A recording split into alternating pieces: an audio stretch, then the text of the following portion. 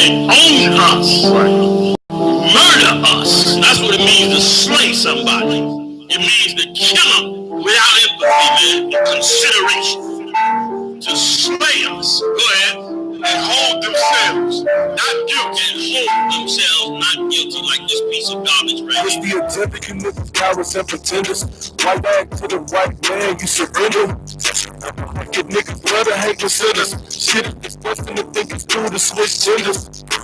Babylon is falling, the world west is prevalent. Boots, lakes, war bands on, we with our element. It's evident they killing not the evidence. How we murderers, I pray the Lord send the pestilence. Cause famine, wreak havoc and cause damage. Coronavirus shook up the earth, now watch them all panic. Fighting through these curses that we live in. Prepare slaughter, complete the order when it's given. These crackers crumble, we humble their activity.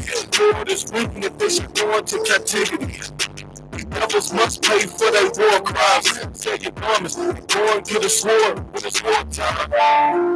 Lace your boots when it's war time. Go and get a sword when it's war time.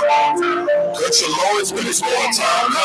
I don't want to come when it's war time. Lace your boots when it's war time. Go and get a sword when it's war time. Cut your loins when it's war time. I don't want to come when it's war time. Your music can be stopped by a gun. They'll call a gun to come and kill you over your music. That's the world that you're living in.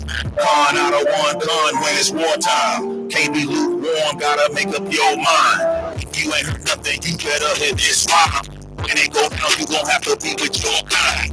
Ain't no laughing, ain't no joking on the battlefield. If you don't follow the order, you can get us all killed. Ain't no thing to grab the block and burst and squeeze line. You gon' learn to do it, not the second, but the first time. 223 308 AR-15 rifle. Born with the dragon like I'm the Archangel Michael. I got hand grenades, I pull the pin and throw it at you quicker. I can say a prayer and send them evil curses, now you see. If we do what the law tell us to do, Babylon will fall. I'm gon' do what Saul didn't do, and I'm gon' kill them all. It's time to kill, not heal, it's time to break them down, know who you are. Ain't no time to love, it's time to hate, these people, it's time for war. Lace your boots when it's war time. Go and get a sword when it's war time. Cut your loins when it's war time. I don't want to come when it's war time. Lace your boots when it's war time. Go and get a sword when it's war time. Cut your loins when it's war time. I don't want to come when it's war time. Shalom, Israel with Israelite School, Universal and Practical Knowledge. Start out of 1 West, 125th Street, Harlem, New York, under Commanding General YAHANNA. Today, scripture breakdown class in Houston, Texas. We're going to get into the topic today, oppression make you weak. Ain't that the topic? Salakia. Right, oppression to break you.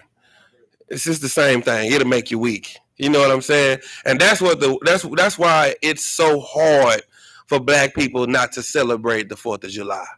That's why the demon was so high and strong in the air, because the only reason you want to celebrate these days is because you want a day off. Just imagine you walk through the streets, you live a life that every time you look up, you dying, and everywhere you look, you dying. The police are killing you on every corner. So to get a day where you may not have to worry about that, that is, it's like we're not celebrating the 4th. We just celebrating, we having family time. We just gonna have a little time where we can get together and eat, drink, and cook, and just enjoy each other. Why? Because every other day is about you dying. Every other day is about how hard you gotta live to survive. The things you have to do just to eat and drink, and just to be able to keep your head above the water. So if it wasn't for the oppression that our enemies have put on us, we wouldn't care about celebrating these pagan holidays. We wouldn't care about celebrating the days that our enemies celebrate, which are days that were where we were oppressed. If you know anything about the 4th of July, just a brief history. In 1776, blacks and Hispanics were slaves. That's where you were. You were in the field when the white man was gaining his independence. That's what was happening. So for you to celebrate, barbecue, pop firecrackers, whatever you do on the 4th of July, for you to do that, you are a traitor to your people. Because if I die on one day, if I die on the 4th on the 5th of July, and every 5th of July you celebrate that, then you are not my friend. You are my enemy, because you are celebrating my demise. You are celebrating the time when your slave masters were free and your ancestors were whooping where your ancestors were getting beat, stung, killed, and they were the firecrackers. Your ancestors were the firecrackers. That's how the white man celebrated. He celebrated by burning your ancestors. And now, in 2020, you look at this as a time to celebrate. You are a traitor to your people. And in the I.S.U.P.K, we are taught not to be traitors to our people. You know why? Because we remember the things that you want to forget. Everybody always say that's from the past. That's old. We should forget, slavery. We should forget what happened to Emmett Till. We should forget. That's so long ago. Well, okay, if you want to forget that, you can. Let's talk about George Floyd. Let's talk about Bianca. Let's talk about the people that's died this month, last week, 2 weeks ago. It's the same thing that was going on back then. It's still happening right now. And everybody was Black Lives Matter, power to the people 3 weeks ago. You were burning down buildings. You were on the street looting and polluting. Captain Planet said that ain't the way. Captain Planet said looting and polluting is not the way.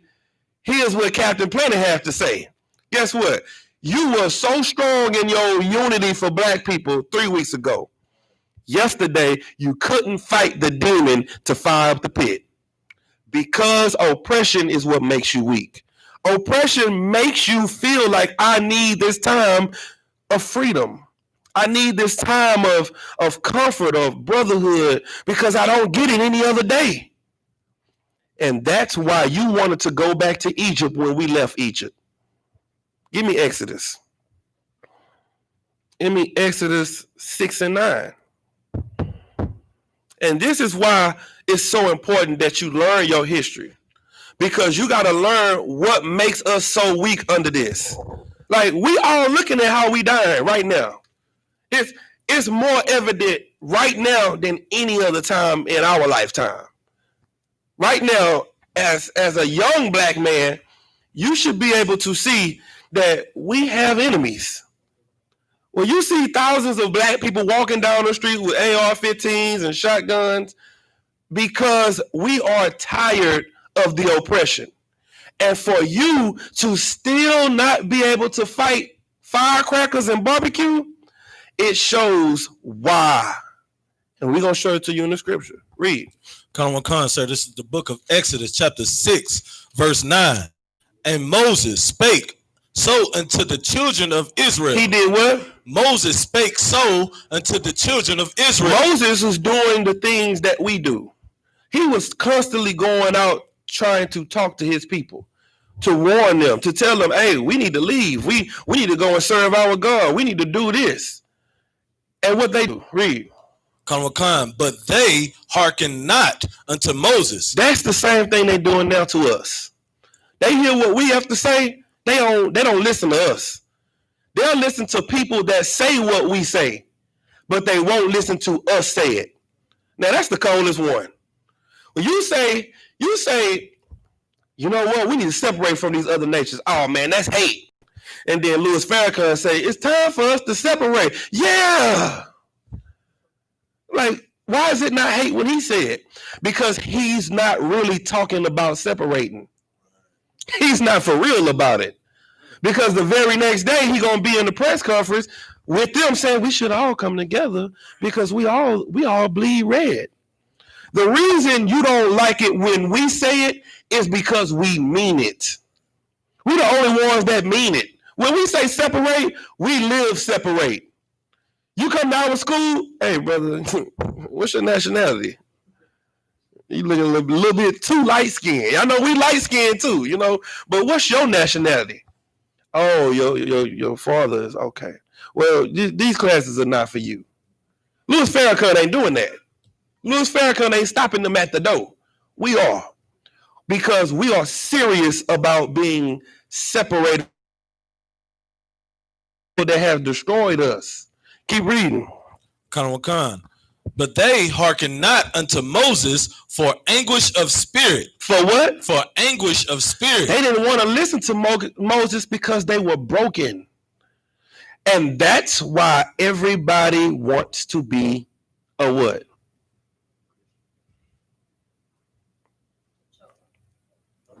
A Christian. Because Christianity sounds like what? Well, what's the language of Christianity? Love everybody. Love, peace, unity, joining, happiness. And Christians always pull this scripture. The fruit of the Spirit is love, joy, peace, long suffering, gentleness, meekness, faith, temperance. That's Christianity. But they do none of those things. They have no love for their people. They're not meek toward their people. They have no temperance toward their people. What is temperance? Patience. They don't have any patience for black people. So when they quote the fruit of the Spirit, they are only using that for their oppressor. That's what the fruit of the Spirit in Christianity is for other nations. Because we're not doing that here. We're not doing that with our own people, with our own family. But that's what we teach in the I.S.U.P.K. We teach for you to give all of that love only to your people. And you know what? Because your spirit is broken, you can't do that. Because you are so weak and beat up and destroyed, you cannot just specifically love your own people. Read that again, now. Khan, sir. But they hearken not unto Moses for anguish of spirit and for cruel bondage. Because of the anguish of spirit and their cruel bondage, they not trying to hear we should fight. They not trying to hear we should separate. They not trying to hear anything that would do what?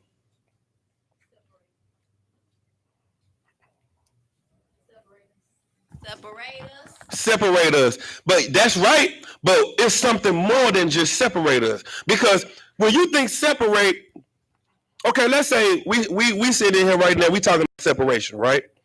So we start saying we need to spend money with each other. We need to stop spending our money with the other nations. Now, what does that mean? Change. That means you can't go to Walmart. You can't go to H-E-B. You can't go to the place that you're used to going, and it's easier to go there. It's easier to associate yourself with these mainstream businesses. Now you got to go and get some meat from the taqueria. That's where you got to go get meat from. You got to go grocery shop with the Hispanics. You got to go to a small black-owned business to get clothes and shoes. You can't go to Active Athlete because that's where the Arabs run. And that's in the hood. You can't go nowhere that you would normally go because we don't own anything. So separation sounds hard. Well, to the Egyptians, it sounds the same way. I mean, Salakia, to the Hebrews, to the Israelites in Egypt, it sounds the same way. Why would we want to leave this place that feeds us and clothes us? And so what are we going to do? We're going to go out into the desert? We're going to live in the wilderness? I'm like, nah, fam, I'm good. Y'all can do that. And because of your anguish of spirit, because you have been broken in this place, you can't see yourself being separate from them. You can't even imagine it because it sounds too hard to do. You see what I'm saying? Now give me Exodus 16. 16 and verse 2.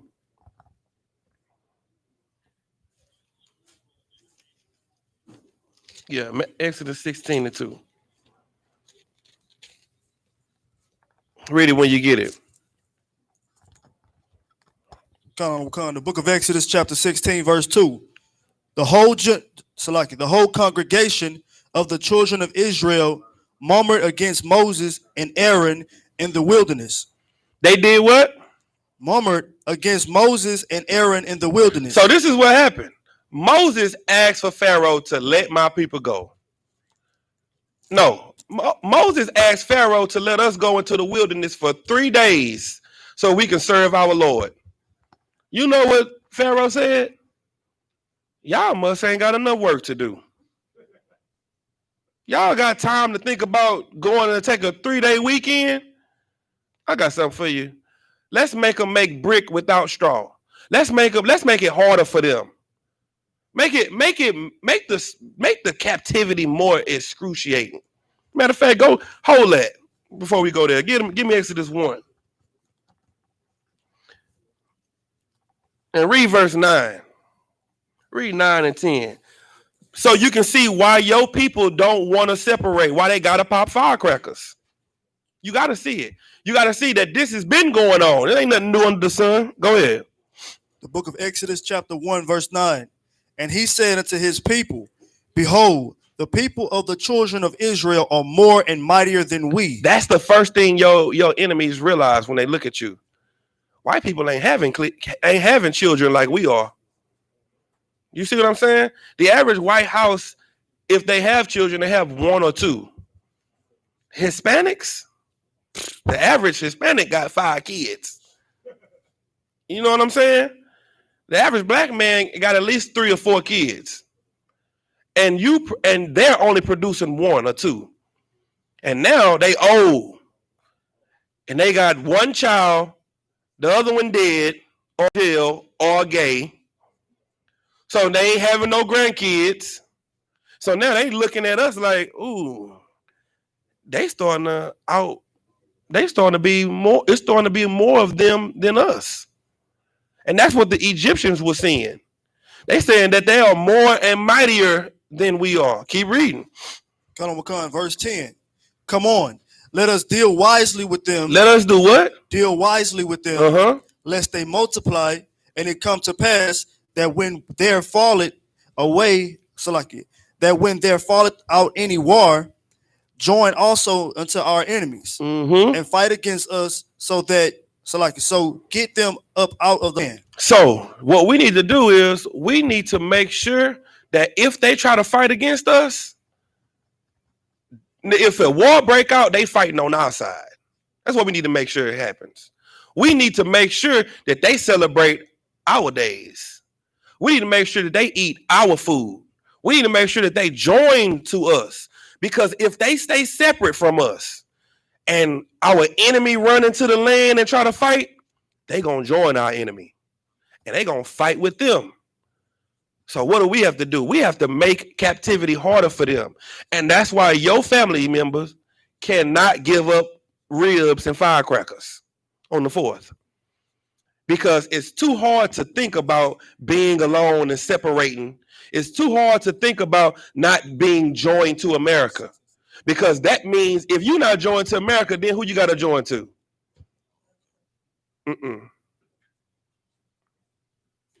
Each other. That means I got to talk to Shaniqua. And I can't stand Shaniqua. I got to talk to Tyrone. And me and Tyrone been beefing since elementary. I'd rather deal with Bobby because I don't know Bobby. But I know Tyrone and Shaniqua. And that seems like something that we don't want to do when that is the only way we can survive. The only way we can survive is with each other. That's it. Because if we keep trying to survive with them, they're going to keep their foot on our necks. They're going to keep stepping on us. Keep reading. We at verse 10. 1 and 10, sir? Yeah. This is the book of Exodus chapter. No, start at 11. Salakia. This is the book of Exodus chapter 1, verse 11.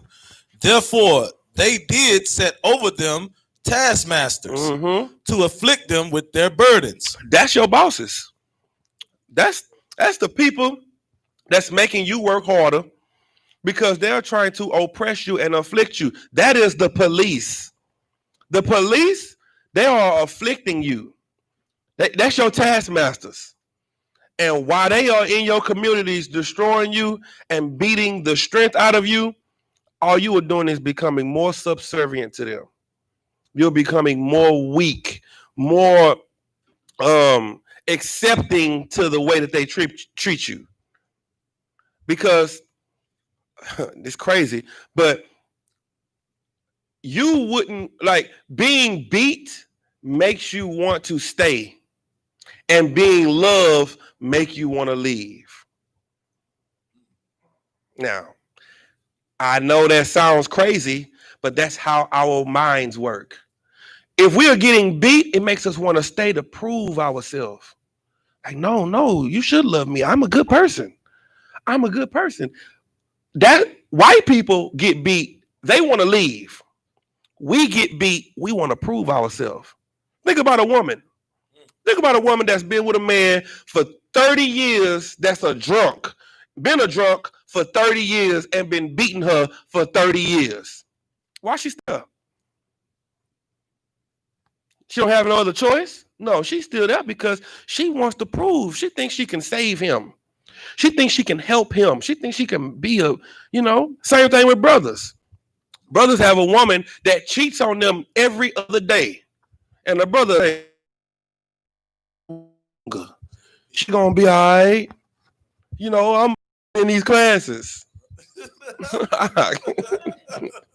These classes ain't gonna save you. It ain't gonna save her because she don't want to change. You have to want to change. We don't want change in our community. We talk about it because it sounds good, but we don't actually do the things that would make a change come because it's hard. It's easy to throw a brick in the window. It's easy to say, forget the white man and this and this and that. It's hard to stop smoking. It's hard to stop stealing and stop sleeping with another man's wife and stop killing and robbing. It's hard to do those things because what? You hungry, your kids need food and clothes, and you can't get a job because you've been a felon since the 7th grade. So you got to do what you got to do. And you don't know no other way. You can put it in your mind and make it why.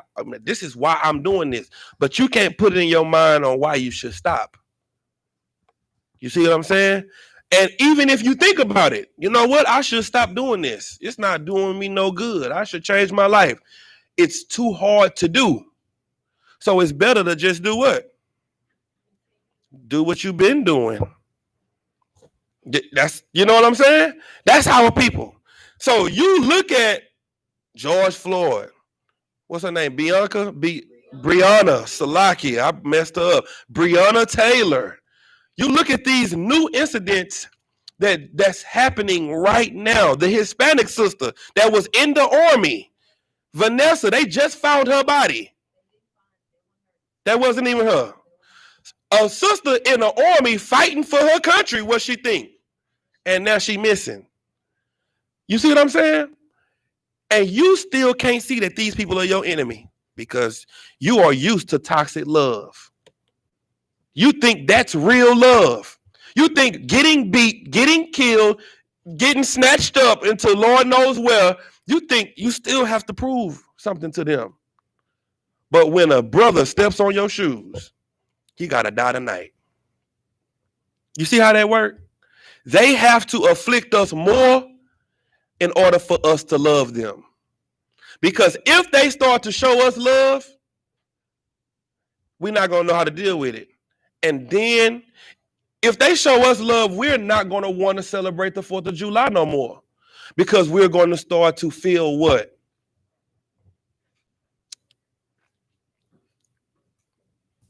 Go Guilty. ahead. Huh? Guilty. No. Oh, bad. We're going to start feeling free. Oh. See, right now we serve them and follow them because we know we're not free. We know that we're under them. We're trying to get them to accept us. But once we get accepted, then we're going to start sitting down for the national anthem because we can do what we want to do. Once we get accepted, we're going to stop looking for their acceptance. So the things we're gonna start going to work with our beards and our long hair and our afros out, because now we don't care what they think. Now we don't have to get a taper and get a shortcut to get a job, because I can go get a job from my partner. He got a business. He paying for $17. So now I ain't got to go accept him. Now me and my partners going to the game, national anthem, we sitting down because we're not looking for their acceptance. But as long as we're looking to join them and hold hands with them, we're going to always be subservient to them. Go ahead. So, like, sir, what you're saying is so heavy. It goes back to something else you said in a prior lesson, where it's like it's equal to like them. It's us seeking attention from our slave masters, just like a woman seeks attention. Let's say this woman wants this one man. She got her eyes set on this dude, so she gonna put on makeup. She gonna wake up every day. She knows she gonna see him, so she want to look her best every day. You understand? She gonna change her whole attitude. She gonna do all of that. And then that finally, when she finally get him, you understand? She finally get him. Now the real her gonna come out. Now she gonna stop wearing the makeup. She gonna start, like, the attitude's gonna come out, the craziness, because she got him. She's comfortable. You know what I'm saying? That's what we doing. That's what you explaining how we doing with our slave master. We going so hard to be accepted. Once we get accepted, now we like, shoot, we in the door now. That's exactly why they won't ever accept us, because they know that we are an insecure woman. That's what they know. They know we, as a nation, we're insecure. And we want them to love us. But our slave master is a pimp. He's a pimp. And pimps don't love their hoes. The only thing they love about their hoes is what? What do they make, sir? That's it. Welcome to America. Welcome. Now you see America for what it is. You the hoe, America is the pimp. And the only thing they love about you is what you can do for them. They love the lights you made, the cars, the buildings, the streets, because you made America the beautiful. You made America the what? Great. So now black people have stopped. You know, they start trying to look for freedom. They start looking to fight against the system in some form, in a very minute way. So what needs to happen per Donald Trump? Donald Trump say, I'm going to do what? Are you talking about giving money? If America was great because of slaves, Donald Trump said he going to do what? A run. I'm going to make America great again. What I'm going to do, I'm going to put black people further under. I'm going to put them back under our boots where they belong. All this equality stuff, we ain't even talking that language. They gonna do what we say, how we say, when we say. And white people like 45. My man. That's my president right there. It's my president. You see what I'm saying? Because the whole spirit of America was built on two things. The white man is the superior race, and the black man is the inferior race. That's what we just read the other day in the book. The black image and the white minds. You are inferior to them. So they have to keep you there. What was you reading? Verse 11, sir. Next Go ahead. Come on, Khan. And they built for Pharaoh treasure cities. What did they do? And they built for Pharaoh treasure cities. People always talking about Africans built the pyramids. No. Them treasure cities that were built by us. We built those pyramids. Just like we built the pyramids that's in Mexico. Just like we built every sky that you see all over the earth. Blacks and Hispanics. And they do that. And guess what? Blacks and Hispanics do that with pride. They do it with a smile on their face because it's for the master. Look. Hey, excuse me, police officer. I'm sorry, but I'm a construction worker. I work downtown on the Toyota Center. I built the Toyota Center. Hey, get out the car. Keep your hands where I can see them. They don't care. Nigga, what? So what? You better build it. And that's how they feel about you. So you better do it. Keep reading. Khan, Pithom and Ramses. Mm-hmm. Verse 12. But the more they afflicted them, the more they multiplied and grew. That's the thing they can't stand about us. They put GMO in the food to kill us, still having babies. They put the abortion clinic right in the hood, still, and we going in there about 1,000, and we still having more babies. They put us in the prison. This is America the free. That's what they say, right? America has more people in prison than any other country on the earth. There are millions of people in jail in the land of the free. And we still out here making more babies. They push homosexuality on our people. Brothers is getting 3 wives and making more babies. The more they afflict us, the more we grow. The same thing they did to us in Egypt, they're doing to us right now. And they can't stop it because the Lord is with us. Keep reading. Khan. And they were grieved because of the children of Israel. They were what? They were grieved because of the children of Israel. They can't stand to look at you grow. They can't stand to look at you be the nation that the Lord loves and they hate. They can't stand to see that. And that's why it's so important to take your spirit out of this place. Because as long as you keep your spirit in this place, you're remaining a slave. And one thing about the I.S.U.P.K is we are the only people left that want to fight this place. Nobody else wants to fight. Nobody else is putting up a fight the right way. How is everybody else putting up a fight?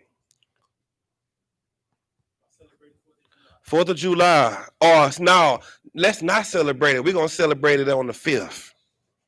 We're going to celebrate it on the 3rd of July. That's their way of fighting. You know what? We ain't going to celebrate the 4th. We're going to celebrate the 3rd. Nigga. It's the same thing.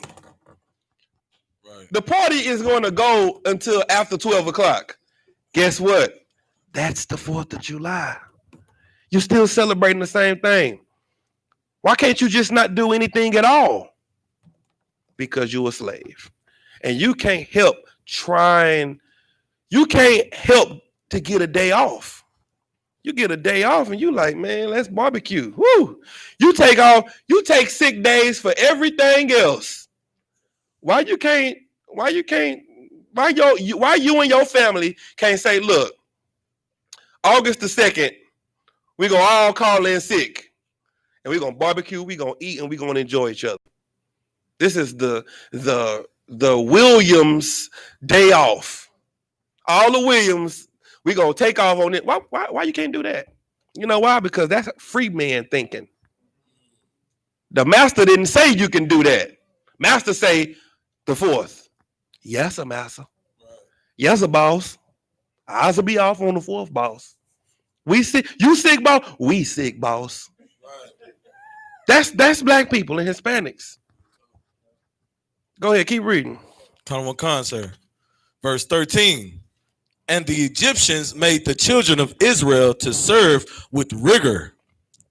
What did they do? And the Egyptians made the children of Israel to serve with rigor. The Egyptians, which we're living in Egypt right now, the Americans made us serve with rigor, made our work harder, made our bondage harder. That's what they did, and that's what they're doing. And we are so broke as a nation, we can't even see it because we just so happy to be here. Now go back to chapter 16.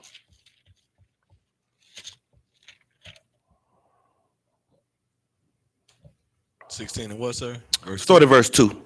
Khan, this is the book of Exodus, chapter 16, verse 2.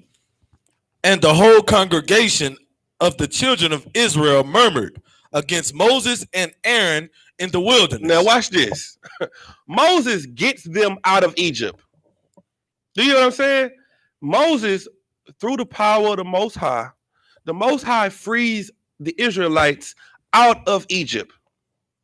So imagine the UPK under Commander General YAHANNA.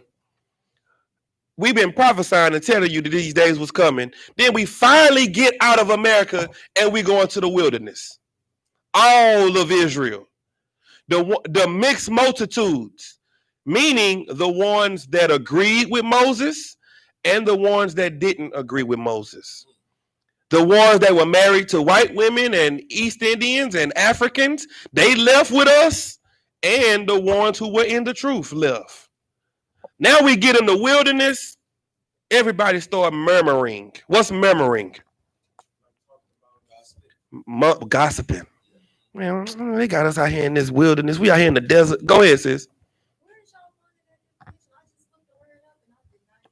What about what? I got low soft voice speaking, like low soft voice speaking, like talking low amongst the people. That's gossip. That's like, look up some synonyms. Yeah. Look up what the synonyms is. Right. All you gotta do is just look at it's just, somebody talking down on the low. I ain't gonna say it to your face. But man, I'm really trying to move around. Salaki, sir. Go ahead. It's the context. It gives you the context when it says murmured against Moses. So it's like they're talking low, but it's against a person. Like when you got a problem with somebody and you talking low, what is that? That's gossip. So that's why. They talking low against Moses and Aaron, right? The men of the Lord. Go ahead, keep reading. Con, sir. Verse 3. And the children of Israel said unto them, would to God we had died by the hand of the Lord in the land of Egypt. You hear what they said? Man, I wish to God we would have just died in America. That's what they said. I'd have been better off dead. I've been better off dying in America, so I could have been buried on Cullen, like my papa and my granny and my uncle and my auntie. I'd have been good. But you got me out here way in the wilderness where I don't know where I'm at. I'd rather go back there. That's what our people said. They got freed out of the land, and once they got freed, they wish they would have stayed where they was at because it was hard being where they were. Keep reading. Con. By the flesh pots, and when we did eat bread to the full, for ye have brought us forth into this wilderness to kill this whole assembly with hunger. He was like, look, we was good in Egypt. We was cooking. I would go to the store. I'll go to H-E-B, go to Walmart, get a whole bunch of meat. We sit down, barbecue. Now we out here in the wilderness, and we ain't got no food. We ain't got nothing to eat. Man, I should have stayed in Egypt. I should have stayed in America. I should have stayed on the plantation. That's how hard it is to be free. Because to be free means now you have to be independent. You have to work. And America has made you a good slave. How? Because, when you think about back in the day, when they used to have businesses, you used to have a meat market. That's it. If you wanted some clothes, you have to go to the clothing store. That's it. If you wanted to go and get your car fixed, you had to go to the mechanic to get your car fixed. If you wanted to go and get your air conditioning work, you had to go and get electrical work. You had to go to the electrician. Now you can go to Walmart and get all of those things. Walmart is the one-stop shop. You can go get clothes, food, electrical work, mechanics, sports and outdoors, electronics. You can go and get everything you need in one place. Beds. Huh? Jewelry, beds. Everything. They have made 6 or 7. They have taken away from 6 or 7 small businesses and put it all in one business. So now, when we think about separating, we think about not going to the one-stop shop. Now you got to make 7 different stops. You got to go over here to get some meat. You got to go over here to get some clothes. You got to go here to stop at the mechanic, where you can go and put your car in the back of Walmart and walk around and get everything you need. And then by the time you finish getting grocery shopping, you walk back to the back. Your total is $350. You got new tires. I changed your brakes. I did the oil change, and it's all good. Walmart even do price compare. You know, you can do price compare. You can say H-E-B got it over here for $17. Y'all got it for $20. Well, you know what? We're gonna beat that, and we're gonna give it to you for $14. Now you can go ahead. Right. You can get your nails done. You can get your eyes checked. Medicine. You can get medicine. You can go to one place and get everything done. Your slave master have set it up to where, let's say for instance, let's say he the mechanic. Yeshaya is he's the dude that do the eyes. This brother sells the jewelry. This brother sells he do electrical work. This brother back here, he got the computers. We would be putting money in your pocket, your pocket, your pocket, your pocket, and your pocket, and you would spend money right down the street from the house because you wouldn't be able to go over there with them because we don't mess with each other. You go over there and get robbed. And that's how we used to be when we were segregated.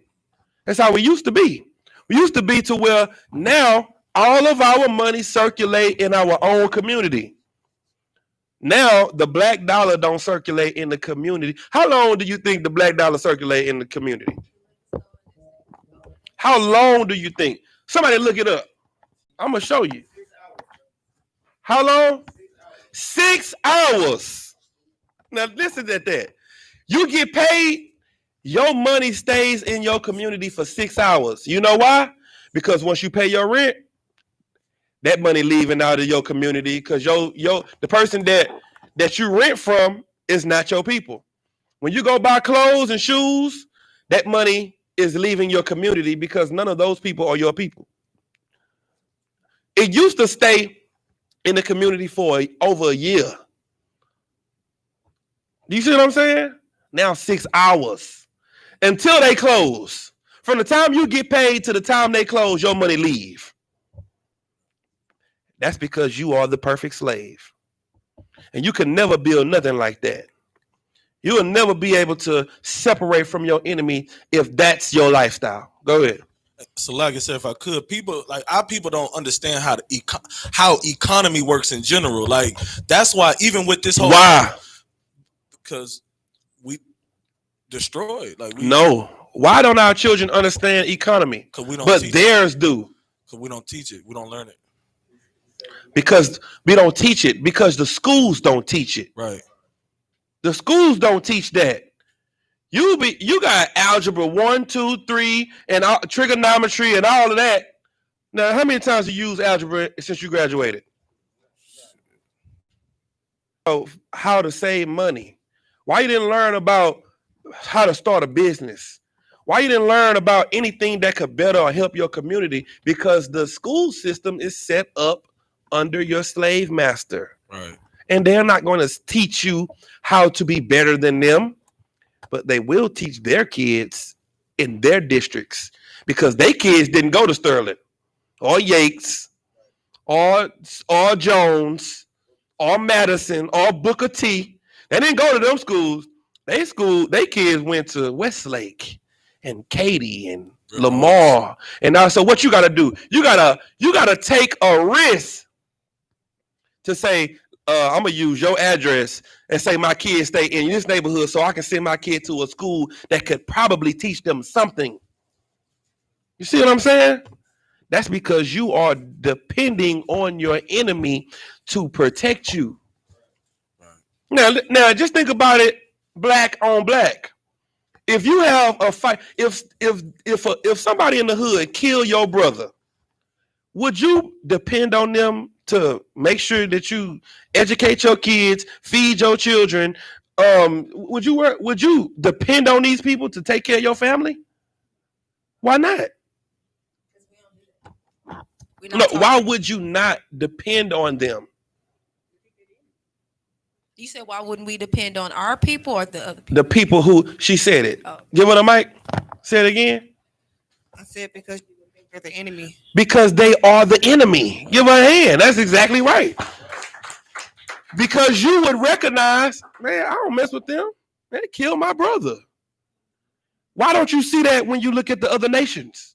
Your brothers die every day. Your sisters die every day from these people, and you celebrate their freedom? Who was popping firecrackers on June 19th? Nobody. Ain't that the day black people were free? Where was the black barbecues? Nowhere. You know why? Because the only thing you respect is what master say. That's it. The only thing you respect is what your oppressor tells you to do. That's it. Other than that, it ain't important. Go ahead, Con, sir. So what I was bringing out about the economics, like what you said so heavy, like we ain't even taught that. And because we're not taught that, we don't understand how the economy works. So I was bringing up the whole COVID stuff. You know how it was so easy for them to give us these stimulus checks and stuff like that, because they even said it, they're going to go spend it and put it back into the economy. So when they already have a big machine going. And their big machine is white dollars. So when they're giving us money, but they know we're going to spend it in their system. So if we create our own system, money back into, it's going to never leave. It's going to always be plentiful and flourish. And that's an excellent point. Give him a hand. Because let me tell you something. You know who has their own system? That never have to worry about what we got to worry about. I'm not talking about white people. Chinese people. Chinese people got their own economics. They got their own streets. If you go down Bel Air, it's Hong Bong Yong Street. It's Chinatown. There's a Chinatown in every major city and state. They don't depend on voting. They're not out here popping firecrackers. And the funny thing is, black people think, they like, look, I ain't celebrating the 4th. I just bought my firecrackers from a black-owned firecracker stand. Nigga, you still celebrating the 4th of July. You see what I'm saying? And our people, we so defeated and beat up by oppression that we don't even see that that's captivity. Give me what Harriet Tubman said. Come on. I'm going to show you this. This is black people today. Come on, sir. Harriet Tubman, quote, "I freed 1,000 slaves. I could have freed 1,000 more if only they knew they were slaves." Now, this is the funny part, Salakia. Where was Harriet Tubman at when she said that? In slavery. With a chain around her neck and ankles. Why did those people not know that they were slaves? No.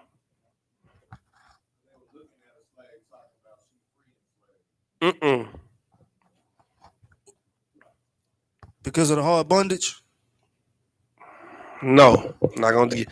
Why did the slaves not recognize that they were in slavery? She said, I freed 1,000, but I could have freed thousands more if they knew that they were slaves. Why did those slaves not know that they were slaves? Because they thought they were free. It's the same. What made them think they were free?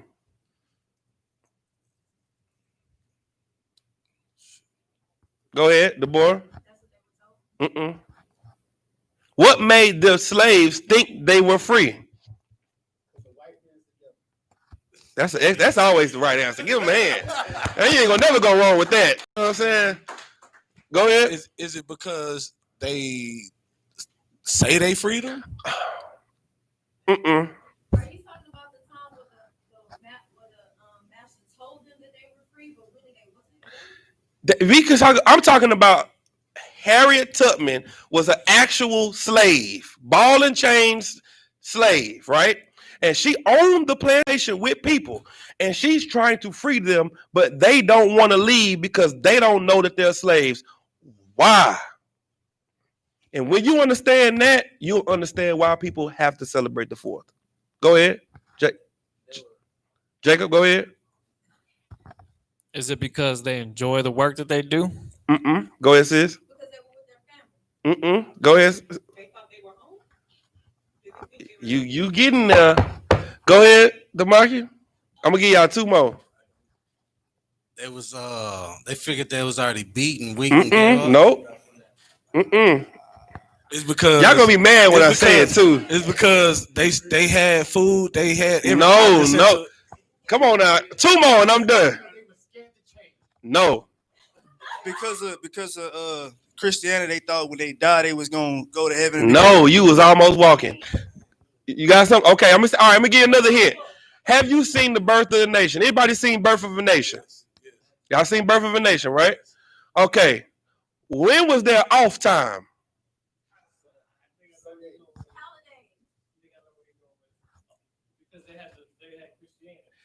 Right? But give me what you say. When was their off day? Sunday. There was one day of the week they could do what they wanted to do. There's one day a month on the calendar that you get off. It's the 4th of July. It's Mother's Day. It's Father's Day. It's Easter. It's Valentine's Day. It's MLK Day. It's Christmas. Black people live for holidays. Why people don't want to come into the truth? Because of Christmas. Give them a hand. Do you hear that? It ain't hard. The reason black people cannot change or come into the truth is because of holidays. They can't come into the truth because of Christmas. They live for Christmas all year round. 364 days for one day. That's right now happening in your face. You know why it's so hard for them to not pop firecrackers? Because you know how long they've been waiting for the 4th of July to come? They was waiting on the 4th of July on the 5th of July. And so right now, do you know what black people think about right now? Next year, we going to buy the big firecracker. Look, we're going to start a family fund. We're going to put in so we can get the $100 firecrackers. That's slavery in the mind. That's slave mentality. And they are living for the white man's holidays. She said, I could have freed thousands of more if they would have knew they were slaves. They don't know they slaves or run. They don't know they slaves because they get a day off. Now, that's how black people think. Let me ask you how white people think. White people been on quarantine. What they say? We are slaves because we are in the house and we can't come outside because it's a disease going around killing people. Do you hear the difference? People are dying from the coronavirus and they saying, so what? I want to go outside because they are free. Nobody can tell them to stay in the house. Black people are like, I get one day of the month that I can, eat with my family. I'm not a slave. I'm free. But I got to work this 12-hour shift. I got to go work these 16 hours. I got to go do that. I got to go do this. I got to. It teaches itself. But we overlook it because your pastor tells you it's all about happiness and love, joy, and peace. It's all about, a whole bunch of stuff that it's not about. Do you know what's going to bring people into the UPK? Do you know what's going to make people come into this place? People are going to have to want to fight. That's what separates us from everybody else, because we are the ones that still want to fight against this place. Give me 1 Maccabees chapter 2. 1 Maccabees chapter 2, we're going to start at like 41. Salakia. Come, sir. This is the first Maccabees in the Apocrypha, chapter 2, verse 41. At that time, therefore, they decreed, saying, whosoever shall come to make battle with us on the Sabbath day, we will fight. Yeah, so this is what's going on. There was a group of our brothers, Israelites, that was saying, we are not going to fight on the Sabbath day because the Bible says, the scripture says that we have to be, the Sabbath day is the day of rest. So on the day of rest, we cannot fight because it's against the law. Go ahead. We in 1 Maccabees in the Apocrypha, chapter 2, verse 41, I think. Come, sir. So they saying we can't fight because it's against the law. Read it again. Come. This is the first Maccabees chapter 2, verse 41. At that time, therefore, they decreed, saying, whosoever shall come to make battle with us on the Sabbath day, we will fight against him. But there was a group of brothers, Judas Maccabean and his brothers. See, there has always been a divide in our nation. There has always been brothers that were not following the Lord the right way, and there has always been brothers who were following the Lord the right way. The brothers that were not following the Lord the right way said, we can't fight on this day because this is, we can't eat on the Sabbath. We can't warm up our food on the Sabbath. We can't put the food in the microwave on the Sabbath because we will be sinning against the Lord. And then there was some other brothers that said, man, the hell with that. We gonna eat on the Sabbath because we understand the law. We know the Lord don't want us to die. We know the Lord don't want us dead. The Lord don't want us to be looked at like punks. Keep reading. Come, sir. Neither will we die all as our brethren that were murdered in the secret places. You see what? We're not going to die like our brothers that was murdered in the secret places. Those brothers went out. Them brothers didn't fight. And them heathens came in and killed them. Guess what? Where do blacks and Hispanics die right now? In the secret places. George Floyd died under the tire of a car. Damn. Our people die. You run down the alley, they beat you and they kill you. You running to get away from your oppressor and they destroy you. Because you have been dying in the secret places since the beginning. Abel died in the secret place. Cain and Abel. Abel died in the secret place. You know how we know it was secret? Because the Most High was like, hey, where's your brother? I don't know. I ain't my brother's keeper.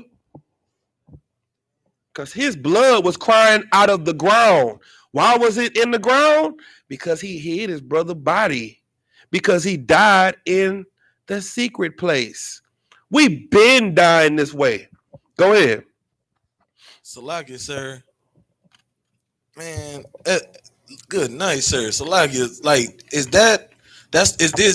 could this be something that we could use, like, as far as like our spiritual, like spiritually, our feeling, like, say for instance, you know, it's nighttime, you get pulled over. You naturally want to find somewhere where there's light. Right. You want to find people. Right. You don't want to just pull over in the alley. You don't want to pull over on the side of the road where it's dark. You know, can we link that to us?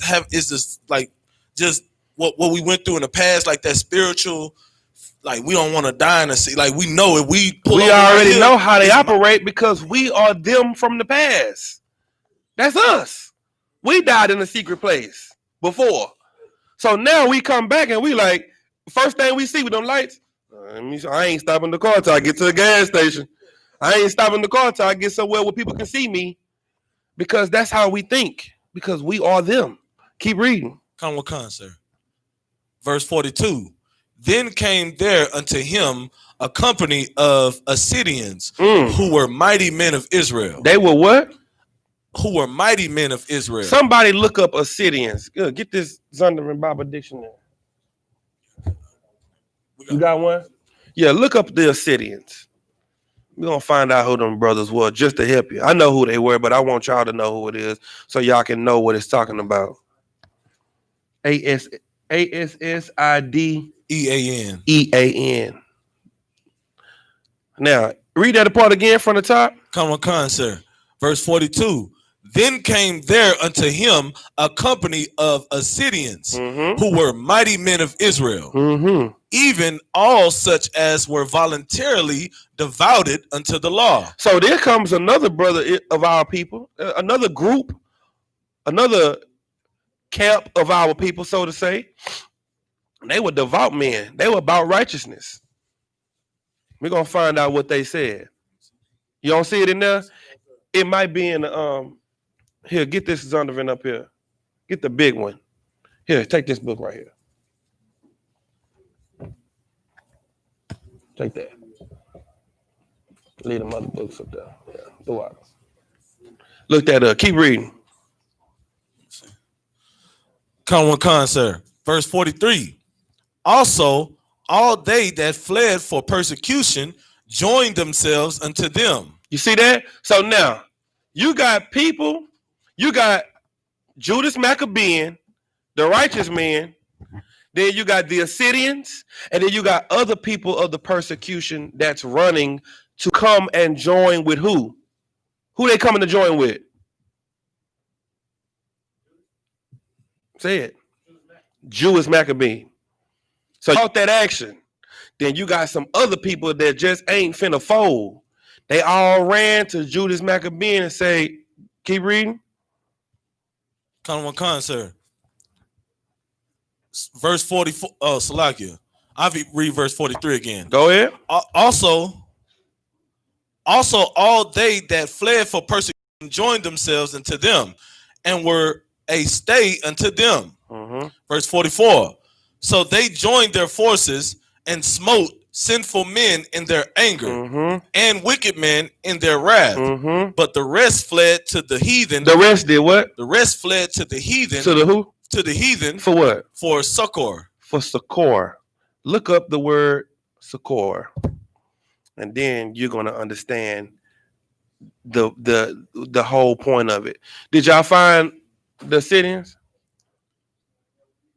No sweat. I'll tell you who they are. The Assyrians were a group of young assassins. They were some young assassins, and they was not finna play with nobody. And the only reason they joined to Judas Maccabees is because Judas Maccabean and his family was the only family willing to fight. Do y'all understand what I'm saying? Come. Ain't nobody else out here really willing to fight. Like, there are people that talk about fighting, but ain't nobody willing to fight against the oppression that our people are going through. What you got? I got succor. Succor. Let me get what you got. Okay, give me succor. How about now? Come on, sir. It says assistance and support in times of hardship and distress, or give assistance or aid to. Read verse 44 again. Come. So you can understand what it's saying. So they joined their forces and smote sinful, but the rest fled to the heathen for succor. The rest people ran and went to the white man and the other nations for safety. Yes, sir. They went there because they had more resources, they had more money. Anything they needed, they had it. So you know what they did? They went to the heathen. But there were some other brothers that came and joined with the righteous men of the Lord. And that's what we're looking for. We are looking for the men that's out here that's not afraid to fight against this system. And I see a lot of people on there talking all that blackity black, I love my people stuff. And then I look on Facebook yesterday and they was popping firecrackers. They gonna be looking for succor. That's what they're gonna be doing real soon. They're gonna run back and say, "Hey, man, I need some help." What we gonna have to do is find the ones that are willing to stand and fight against them. Go and try to find Succor and the other nations. Because the only thing that can free our people is us. Give me the foolishness of teaching.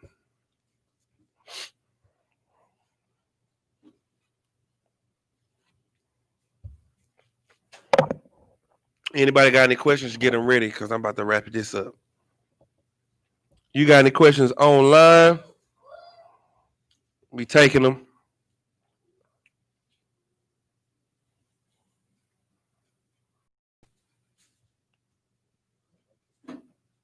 Foolishness of teaching. I war. I see you. I see your question on YouTube, but I don't understand it. If you could type it in again, so I can get a better understanding and help you out with it. All right, what I'm waiting on. What I'm getting. Foolishness of teaching. This should be 1 Corinthians. Okay, so like it's in chapter 1.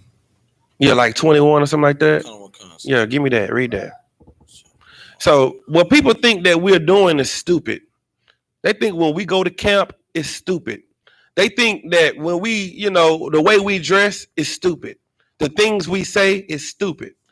Well, let me help you understand something. Read that. Come on, concert. This is the book of 1 Corinthians, chapter 1, verse 21.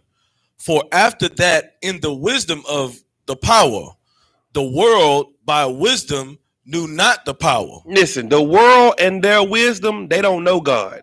When people talk about, oh, praise the Lord, they're not talking about God of the Bible because they don't know him. Because their God of the Bible in their mind loves everybody. The God of the Bible only loves Israel.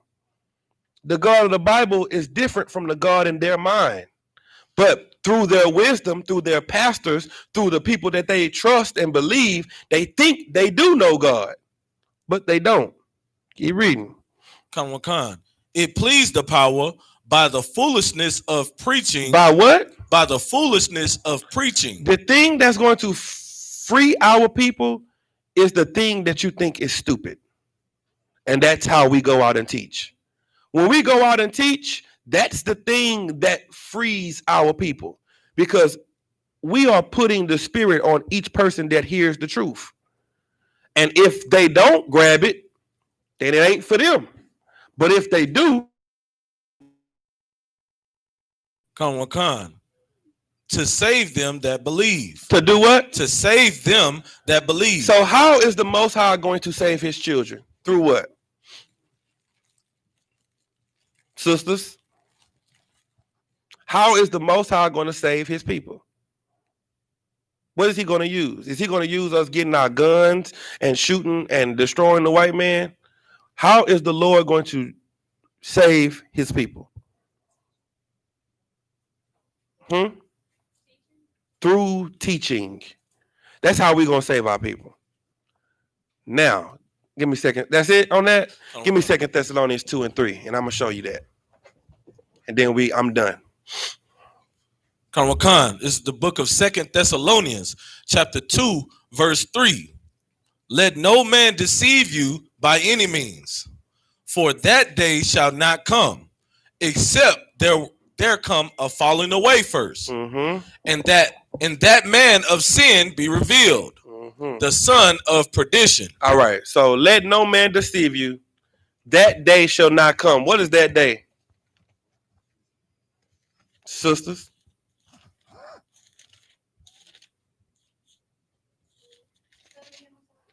Read it again. Come on. 2 Thessalonians chapter 2, verse 3. Let no man deceive you by any means, for that day shall not come, except there come a falling away first, and that man of sin be revealed. What day can't come except we fall away first? What day can? Give her the mic. Christ returning. Christ, give her a hand. Christ cannot come back Except there come a falling away first. Falling away from what?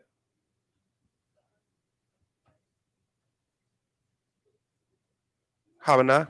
Falling away from the oppressor. Close. Yeshaya?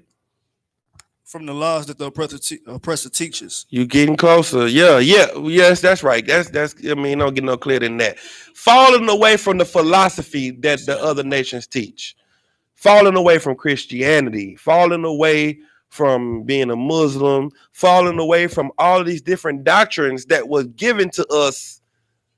And what happened? And that man of sin, the spirit revealed. Of sin, that man of sin, the demon of sin, that man of sin be revealed. Okay, this is the question: who is the man of sin, sisters? Get the mic. The white man. Give her a hand. The white man is the devil, the Bible speaks of. He's the man of sin that has to be revealed. Nobody looks at him like he's the devil. Everybody looks at him like he's white, I'm black, they Chinese. And you don't understand that they are the deceivers. They are the liars. They're the reason we are being oppressed. They're the reason we don't know what we're supposed to know. Keep reading. The son of perdition. Go ahead. Verse 4. Who opposed and exalted himself above all that is called the power. What are we called? The prince of the power. We're the princes of the power. So this man opposes and exalted himself above all that is called God's children. That's what this man does. Keep reading. Or that is worshiped, so that he as the power. He as what? He as the power sitteth in the temple of the power, showing himself that he is the power. When you're looking for a picture of Jesus Christ, is it a Chinese Jesus? Good night. Is it an East Indian Jesus? Is it a Jesus with the dot on his head? Who is sitting in the temple of God saying that he is God? Okay, let's take it from the temple.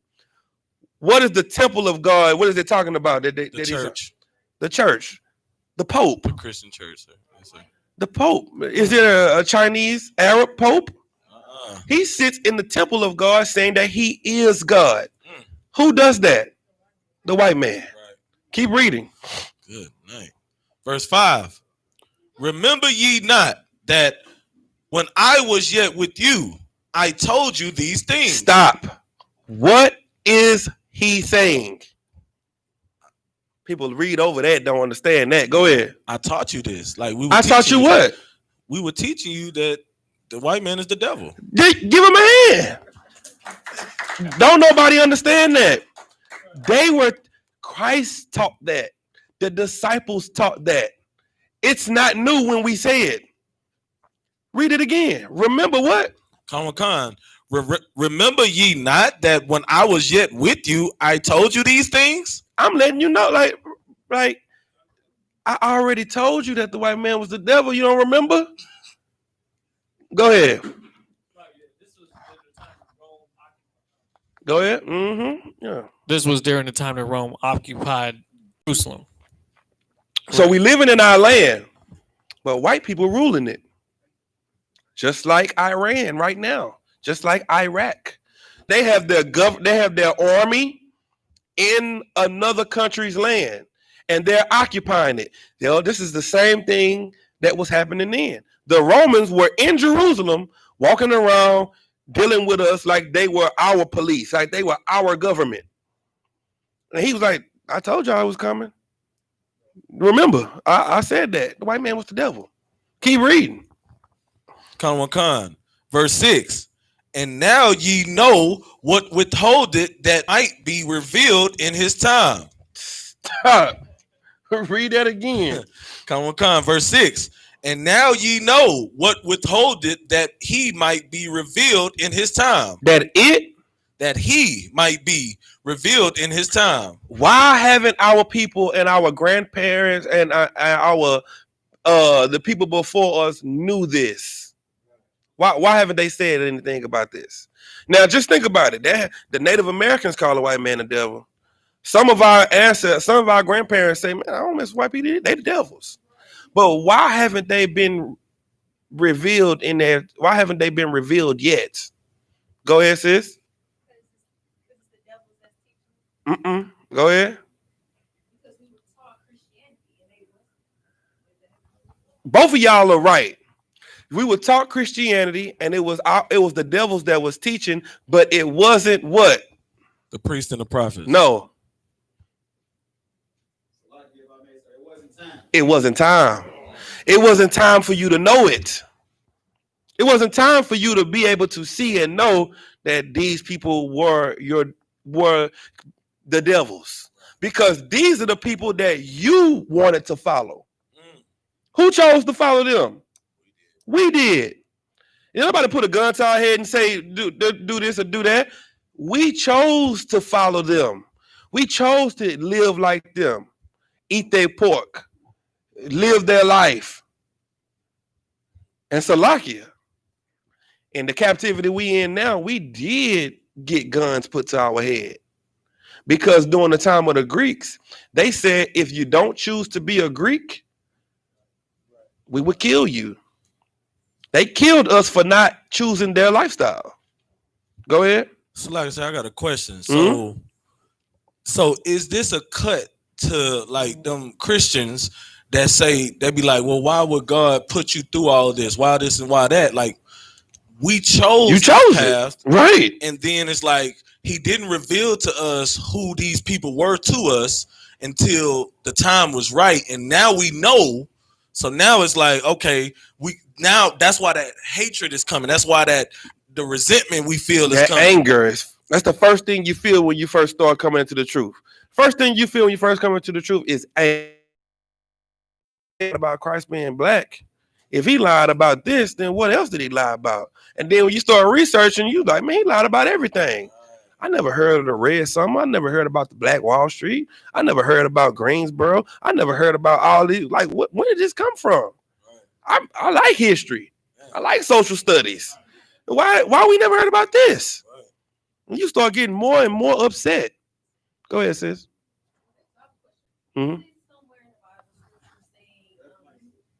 The mic, so we can hear you. Is it somewhere in the Bible saying that you're going to forget who you are? You're going to remember who Jeremiah you 14:2. Whole 2 Thessalonians where you at? Does somebody else get it? Is this the precept to this scripture, or is this scripture I'm giving you is answering the question that you just asked? 14:2.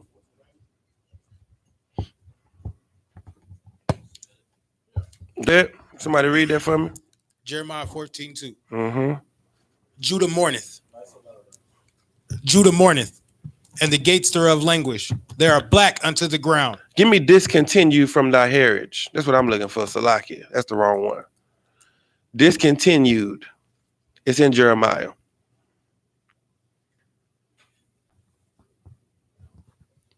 You got it? I'm going to give you the precept because, yes, it is prophesied that we were going to lose our heritage. Because just imagine, we go into captivity one time for following other nations. Then we come out of captivity and we like, man, we ain't going to do that no more. That's it, 17:4. Then we go back into captivity for doing the same thing. Then we come out of it and we like, we ain't going to do it no more. Then we go back. Then we come out. Then we go back. I'm talking about from Judges all the way to Malachi. We was going back and forth out of captivities because, we didn't get it right. Go ahead, give me that. This is Jeremiah 17:4.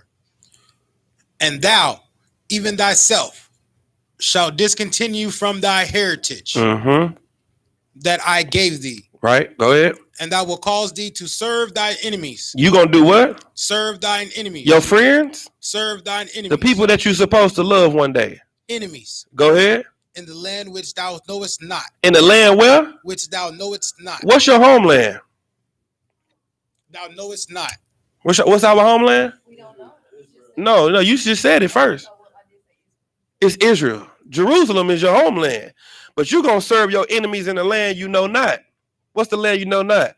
Puerto Rico, Cuba, Haitian. You know what I'm saying? Jamaica. Did I say Haitian? Slovakia. Good night. America, Mexico. You know what I'm saying? You're gonna serve your enemies everywhere else outside of your homeland. See what I'm saying? Go back to 2 Thessalonians.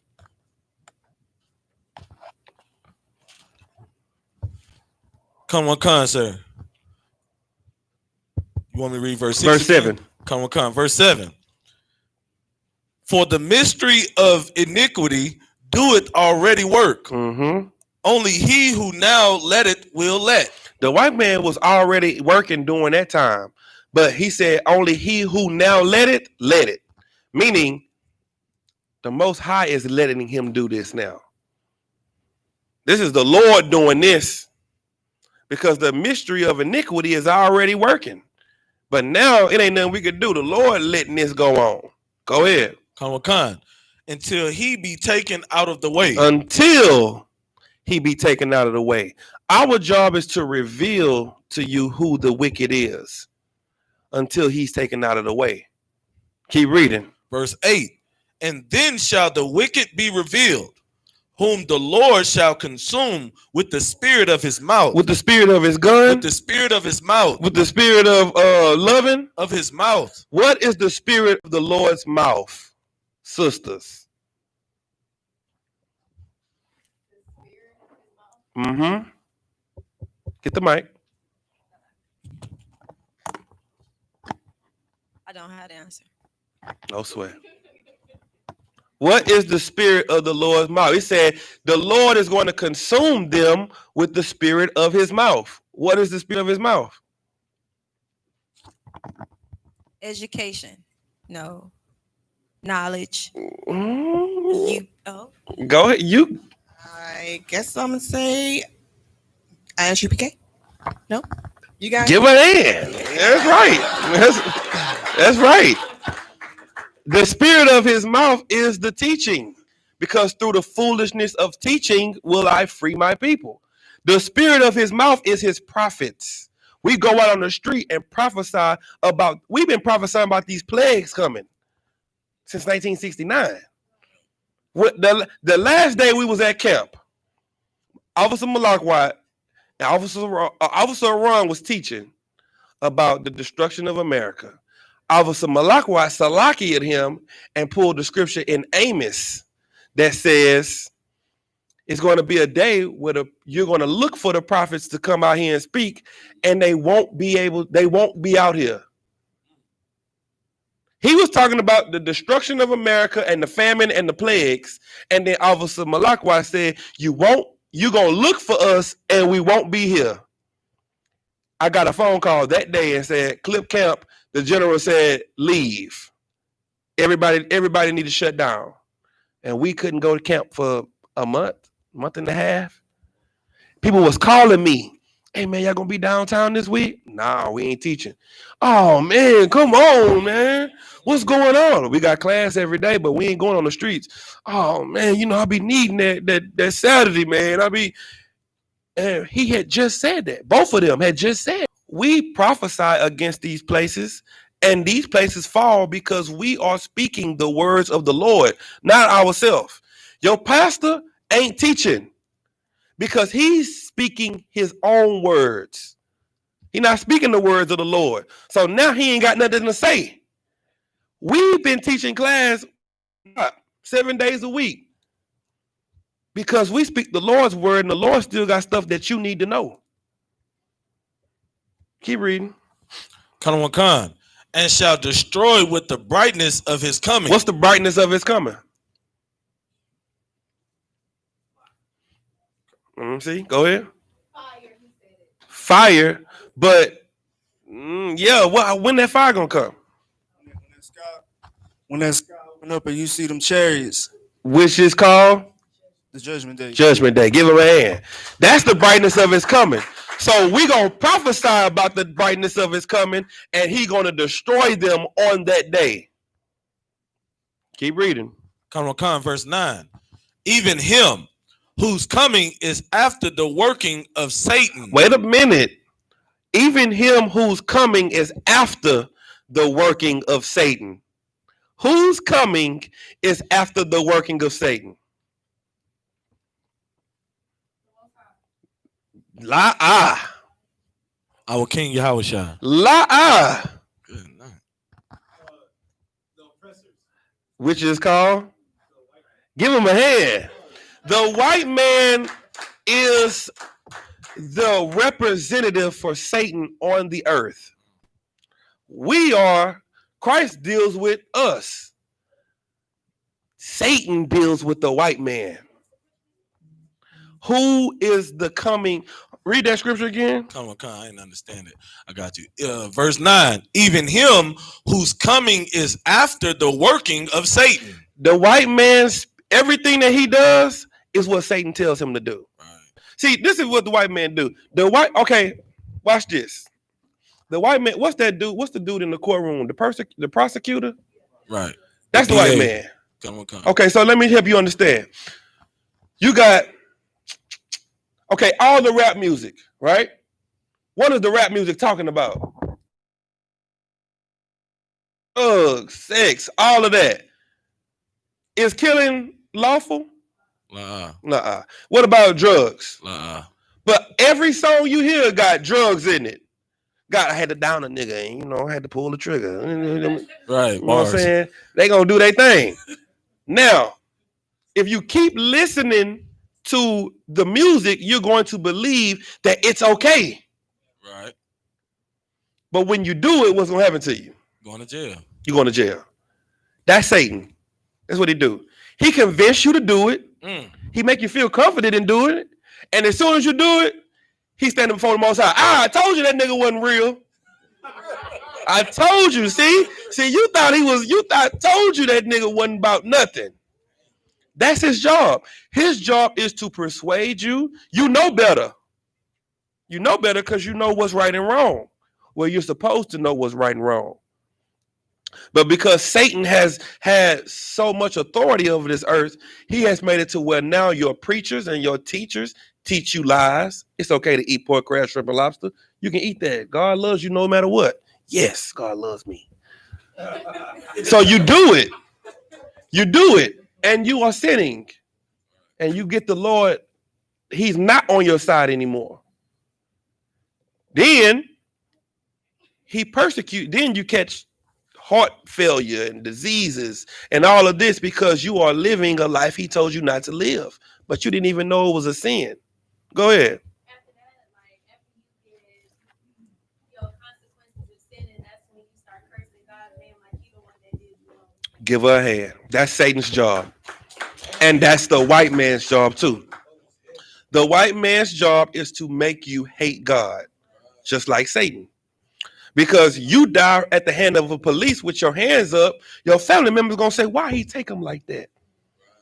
Well, no God of mine will do that. Not my Jesus. Because what do they Jesus teach? Love, joy, and peace. And if God is going to let my cousin die like this, then he ain't the God I want to serve. That is the work of Satan done by the white man. That's why we blame everything on the white man, because he is the underlying problem with the whole system. The system we live under right now is his system. Keep reading. So like I said, if I could, Mm-hmm. like that's crazy. Like so Satan's job is to get us to not take accountability. And because when we take accountability, that's how we can change ourselves. Like we can never be better ourselves if we never take accountability. So his job is to make us place the blame on the Most High and never say, okay, well, we the reason why we in this mess, and we have to separate from these people and join together and love each other, stop this madness, stop and start following the law. Satan's job is to make you not be solution oriented. His job is to make you be a finger pointer. That's his job. His job is to say, it ain't my fault, it's his fault. It ain't my fault, it's their fault because they did this to me. Because I was molested as a child, so that's why I'm a prostitute. That's why I steal, because I don't have no money. I got felonies. I don't have no money because all my life I had to fight. Like you make up any type of excuse instead of saying I'm a fuck up. Salakia. I messed up. I shouldn't have done that. See what I'm saying? Right. I need to take responsibility. I shouldn't have did this. Once you recognize that you shouldn't have done it, then you will change. But as long as you blaming it on him, her, and this and that and this, you'll never change. Because now you are a victim. Keep reading. Con, sir. I'm going to read verse 9 again. Go ahead. Verse 9. Even him whose coming is after the working of Satan with all power and signs and lying wonders. What kind of wonders? Lying wonders. The stuff that you see is lies, but it's what you believe. And that's how Satan gets you. He tricks you into living the life you live through lies. You know what? I can live how I want to be. I can be gay. And if I'm gay, God gonna still love me. And if he don't, then I just won't love him. And I'm still gonna go to heaven because, you know, God is a merciful, loving God. Right. So now you living your life off of lying wonders. Keep reading. Con, verse 10. And with all deceivableness. With all the what? Deceivableness. Of unrighteousness in them that perish. Because they received not the love of the truth, that they might be saved. The only thing that's going to save your life, the only thing that's going to get you on track is the truth. Lies is why you celebrate the 4th of July. All deceivableness is why you think it's okay to celebrate whatever you want. Live however you want. You know, my life is in my hands. YOLO, you only live once. You make all these mottos up that you live by, and they are the things that's killing you and destroying you. You are killing yourself. I'm done. All right. Anybody got any questions? Go ahead. Get the mic. It's a question online. I can't see it because my phone about to die. YouTube. All right, so like if I could, I don't know. I wanted to pull a scripture for my rib. She want to know like basically the breakdown on how the woman should be more submissive to the man. Okay, give me Genesis 3:16. Give me just start with that one first. You say your wife wants this? Okay. What does it mean to be submissive? Let's start with that. What is submissive? Go ahead. Versatile and very, you listen, you listen to that man, you obey that man, you do what he say, pretty much. Do what your husband say. That's submissive. Give her a hand. Thank you. All that other stuff you said at first was womp womp. Yes. Do what your husband say. That's been okay. Let me tell you one thing about being submissive, though, sisters. A man cannot make you submissive. You have to want to be submissive. You have to submit. Submissive means to submit. So if I put you in a chokehold, if I put you in a figure 4 leg lock, then what is going to free you out of that figure 4 leg lock? That's it. That means I submit.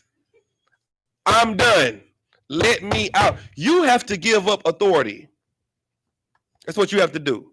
So the first thing about being submissive is you have to give up your authority first. All right? Now give me that. Read what you got. I do for my I got the type C though. Khan. This is the book of Genesis, chapter 3, verse 16. Unto the woman he said, I will greatly multiply thy sorrow and thy conceptions. In sorrow thou shalt bring forth children. Now stop right there.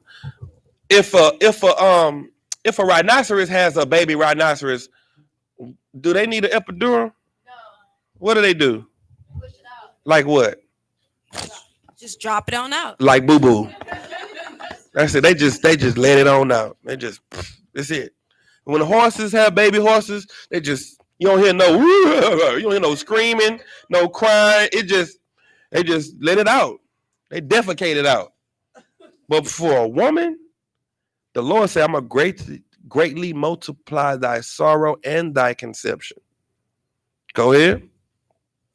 In sorrow, and thou shalt bring forth children, and thy desire shall be thy husband. What does that mean that your desire will be to your husband? His will be that will. Whatever he wants. Whatever he wants should be what you want. Now, if you black and independent, that's a hard thing to do.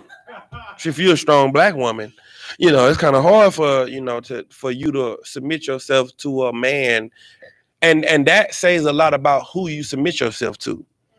Because if the man you're with is not a man that you could honor his requests, then you shouldn't have gave the most valuable thing you have on your body to him.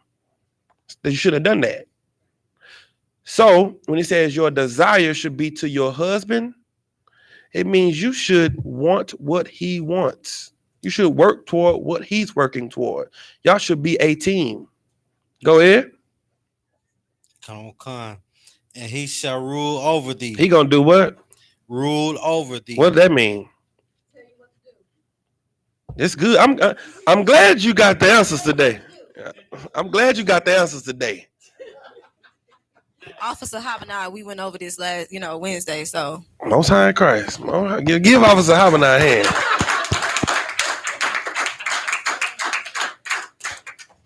So you should, listen to your husband because he's okay.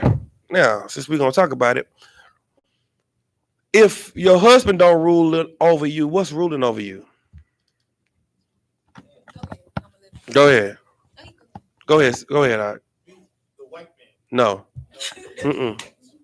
Go ahead. Tamakia. The demon. The demon rules. A demon is ruling over you. Okay, so there's a demon in the Apocrypha named Asmodeus. Thank you, the water.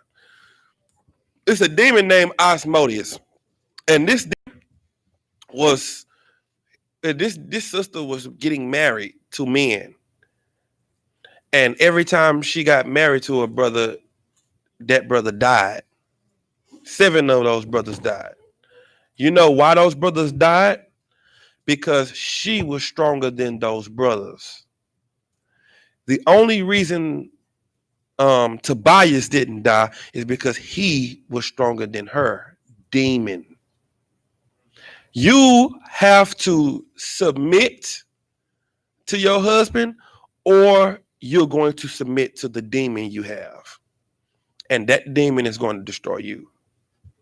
He's going to destroy your life. He's going to destroy everything around you because he's giving you orders. You're going to take orders from someone. You're going to think you're performing your own task, but in actuality, you're performing what he wants you to do. So you're taking orders from a man, whether it's your husband or the demon. But the demon is a man that's in you, that's ruling over you. That's why you get so aggressive and so mad, and you want to fight and you want to do things that men do because it's a man in you that is running you. That man in you is what's making you so mad. That's what you got. That's why you get so much strength. You see what I'm saying? Because it's a demon.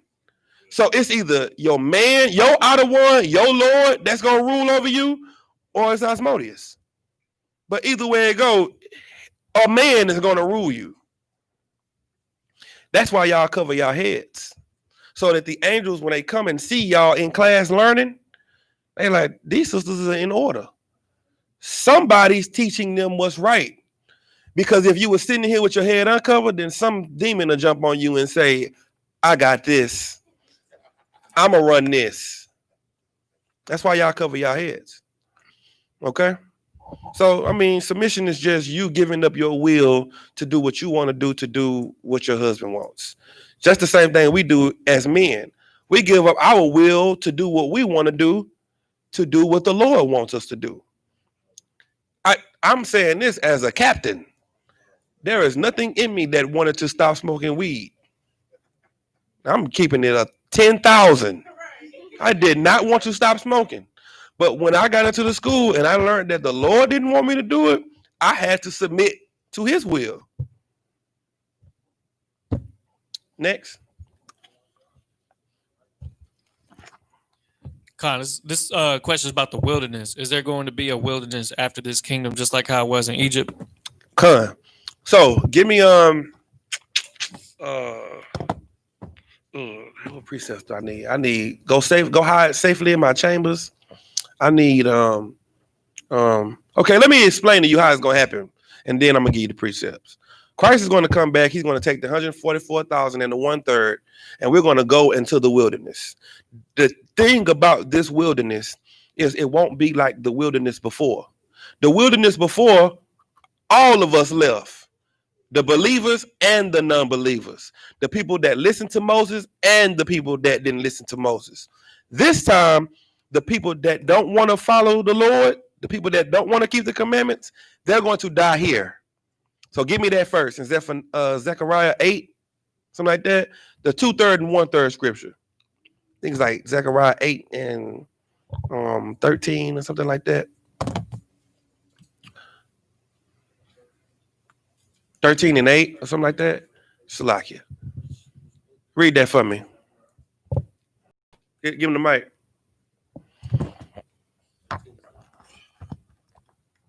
The book of Zechariah, chapter 13, verse 8. And it shall come to pass that in all the land, saith the Lord, 2 parts therein shall be cut off and die. 2/3 of Israel will be cut off and die. Meaning, why did it say all the land? Because Israel is scattered across all 4 corners of the earth. So we're everywhere. We're not just in America. We're in Dominican Republic. We're in South America. We're in Africa. We everywhere. 2/3 of our people. How many is 2/3? That is the majority. 2/3. If you got a pie and you cut off 2/3 of the pie, this is all, 1 slice is left. That's what's getting the kingdom. A very small amount. That's the same way it happened with Noah. Only 8 people out of everybody on the earth. Well, with this one, it's going to be the same way. And it's funny because with Noah, when we left Egypt, he freed all of us. And when we all got freed, what happened in the wilderness? Now, before that, we just read it. We got the murmuring against the righteous men. We got the saying, man, or send me back to Egypt.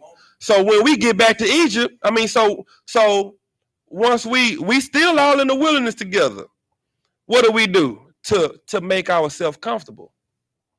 We made another god.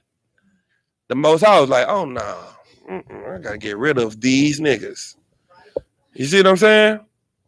Before that, the Lord killed all of us in Genesis 6.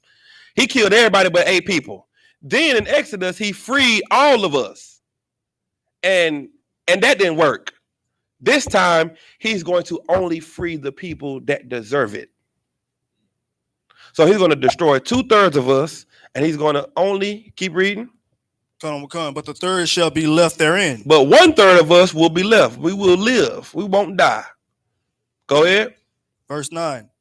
And I will bring the third part through the fire, Mm-hmm. and will refine them as silver is refined, and will try them as gold is tried. When we go into the wilderness, when we leave this place, we're going to be tested and taught. We're going to learn everything. We're going to learn to be a priest and a king. The sister's going to learn how to be a princess and submissive. All of us is going to learn the true spirit of the Most High. Then after that, give me Jeremiah 16 and 16. Go ahead. Is there some more on that? What? Okay, hold that. Finish that off. They shall call on my name, and I will hear them. I will say, it is my people, and they shall say, the Lord is my God. That's us. That's the kingdom. Now read that right there. What you got? Come on, Con. This is the book of Isaiah, chapter 26, verse 20. Come, my people, enter thou into thy chambers. Let me ask you a question. Did he say come all people? He's saying something very specific. He's like, Isaiah what? Isaiah chapter 26, verse 20. 26 and 20. He said, come what? Come, my people. All people. My people. Every people. My people. Who is my people? That's it. That's who he's talking to. Go ahead. Enter thou into thy chambers, mm-hmm. and shut thy doors about thee. That's us getting into the chariot to the Most High, and the door is going to be shut behind us. Go ahead. Hide thyself as it were for a little moment, mm-hmm. until the indignation be overpassed. Because the scriptures say in 1 hour, the Most High is going to destroy this place. It took 400 years to build this place up. The Lord is going to destroy it in an hour. So he said, hide thyself for a little while. Go ahead. Come on, verse 21. For behold, the Most High cometh out of his place to punish the inhabitants of the earth for their iniquity. Mm-hmm. The earth also shall disclose her blood, and shall no more cover her slain. Right. Everybody that ever killed us or destroyed us, they're going to die. He that leadeth into captivity shall go into captivity. He that killeth with the sword must be killed with the sword. This is the patience and the faith of the saints. So what's going to happen is we're going to go into the wilderness. We're going to learn, and then Jeremiah 16 and 16. Read that. Come on, this is the book of Jeremiah, chapter 16, verse 16. Behold, I will send for many fishers, said the Lord. Right now, we are the fishers. We are out here going to camp. We teaching classes online all over the world. We fishing for people to come out of the world, to come into the truth. Come get in the boat. Come get on the ark. Go ahead. And they shall fish them. Go ahead. And after will I send for many hunters. Many what? Many hunters. After that, we ain't going to be looking for people. We're going to be going out and killing people. We're going to be going out and bringing in the slaves. And we're going to do what? And they shall hunt them from every mountain, mm-hmm. and from every hill, mm-hmm. and out of the holes of the rocks. People that got them bunkers, we're going to get them. People that's going up into the space station, we're coming to snatch you up out of there. People that's going to hide in the mountains where you think you got a nice little duck off, we going to find you. Don't worry about it. We'll be knocking at your door. Ripping the doors off your houses, just coming up in there and snatching you up and bringing you so you can lay gold on the street. The way you came and got us so we can lay cement on the street, we're going to be coming to get you to lay gold, because our streets are going to be paved with gold. Just think about that. You mean to tell me that weed is more important than walking on streets of gold? Man, forget that weed. I gave that weed up. When I heard about them streets of gold, I was like, you mean like gold streets? Like the way it's concrete out there, you mean like gold? I was like, so you mean to tell me I'm going to have a chariot that I can custom make? I was like, man, what's carbuncle? You know what I'm saying? I was like, man, carbuncle, I ain't never heard of it. I ain't never seen no baller in America with carbuncle and topaz. I was like, Sardis, ruby, like, I mean, what you mean? I ain't. And that's how we gonna live. I was like, okay, I'm done. So it's different strokes for different folks. Some people might, the weed might just be too good to give up. The lifestyle you live might be too good to give up. No sweat. Me and my house, we gonna serve the Lord. Right. All right. What's next? Anybody got any more questions? Go ahead. Okay, go ahead. I got that question about the holy kiss. Right. You were telling me about about how we were the first to quarantine. We started quarantine. Okay, so the brother asked a question earlier. He said about what is the holy kiss, and I was explaining to him. Give me a definition of kiss.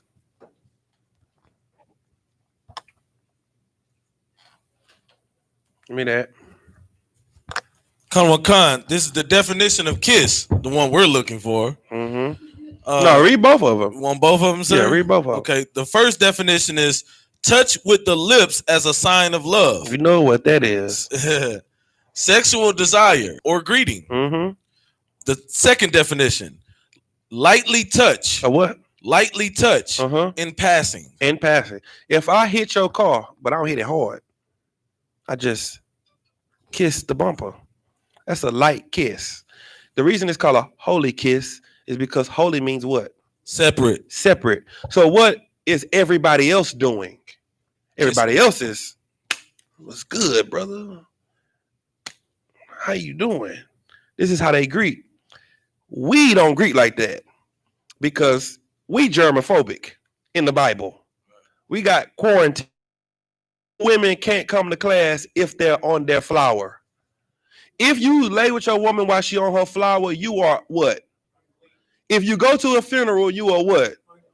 If you go and be in a room with a dead body, you what? We started quarantines because we don't like being dirty. So this holy kiss is a light touch. That's it. It's a salute. And all through the scriptures, you could just look up salute, KJV, and there's going to be scriptures all through the Bible. That's the holy kiss. And it's different. And the reason it started to be called holy because when we got around heathens, it was different from how they was greeting each other. Heathens would greet each other with a and hey, you know what I'm saying? All that. But we did things, we like, hey, what's good? All right. Most High Christ. Right. And we get out the way. We ain't passing no germs like this. But they were. That's the holy kiss. Go ahead. So and it just shows that our culture is not no effeminate culture. We ain't doing all that extra. Right. We aggressive men. We aggressive people. And that's why, that's why people, the fact that Christians try to make us so soft, it is so evil. Because just even our women are aggressive.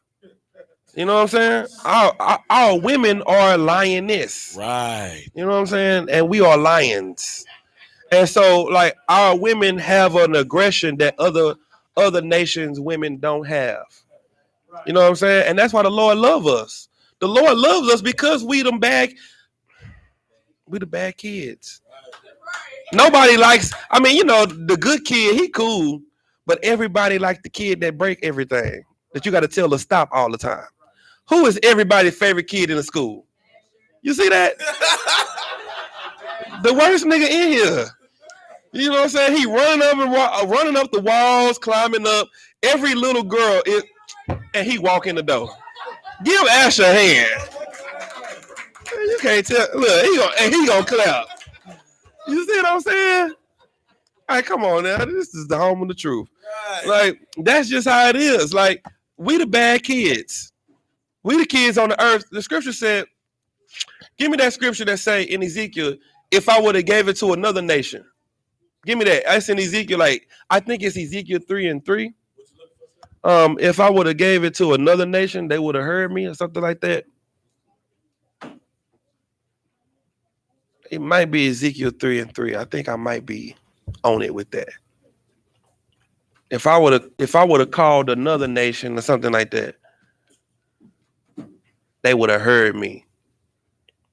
That ain't it. Let me look. Because this is perfect for the topic. Good night. I said Asher. He walked through the door.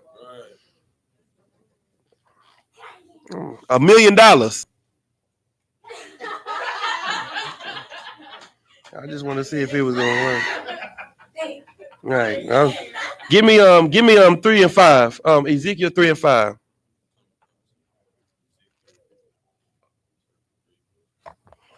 Con, sir. This is the book of Ezekiel, chapter 3, verse 5.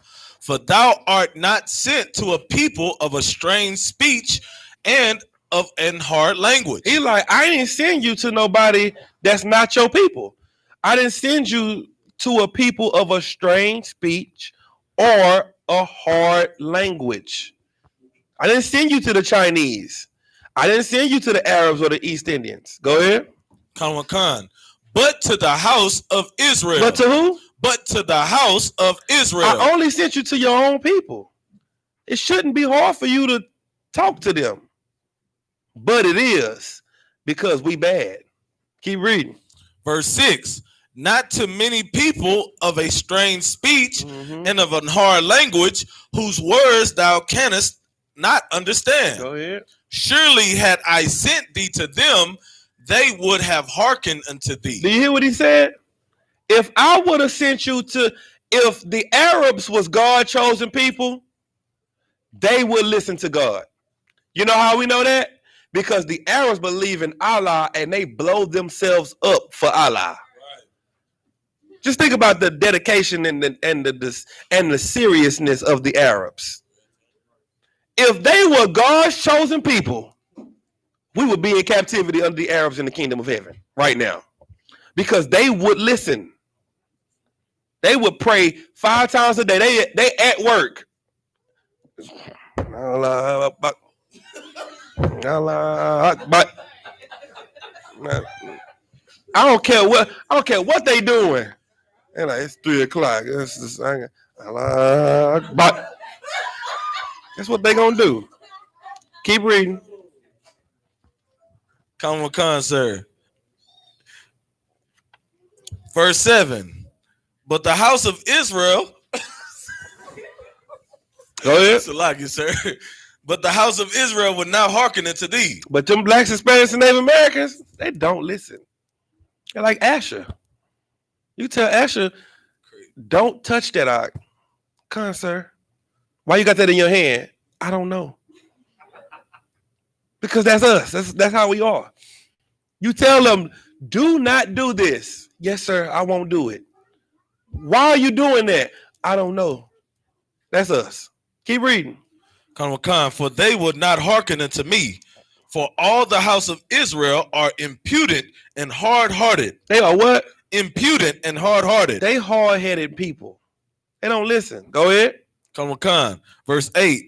Behold, I have made thy face strong against their faces. But the priests and prophets, even though we're dealing with a hard-headed people, the Lord has made our faces strong against their faces.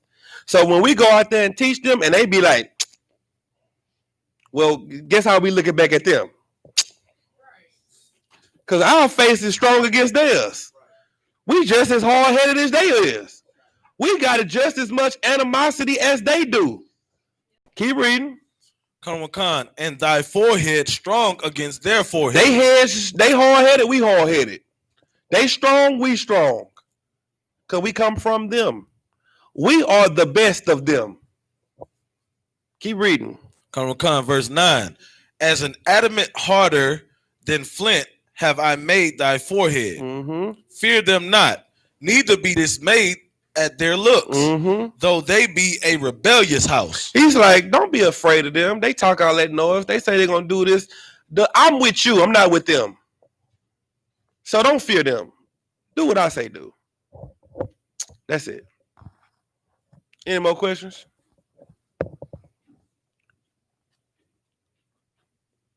Check the YouTube. Go ahead. I noticed that you call the women princes. That means there's no queens in the kingdom? Correct. That sucks. We don't have any. No. Look up queen. Let me help you understand. I'm glad you said that. Look up queen. Look up queen. I'm gonna help you understand why there are no queens. Hey, have you ever do you watch any TV shows where there are queens in the shows? Like they Game got of the Thrones. king and the queen, Game of Thrones type of stuff. Okay, let me have you understand. Sir, the definition of queen: the female ruler of an independent state, especially one who inherits the position by right of birth. Go ahead. Definition 2: the most powerful chess piece that each player has. Now look at QUEAN.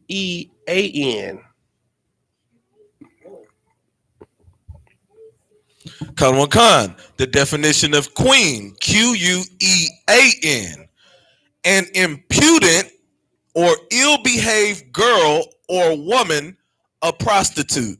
A what?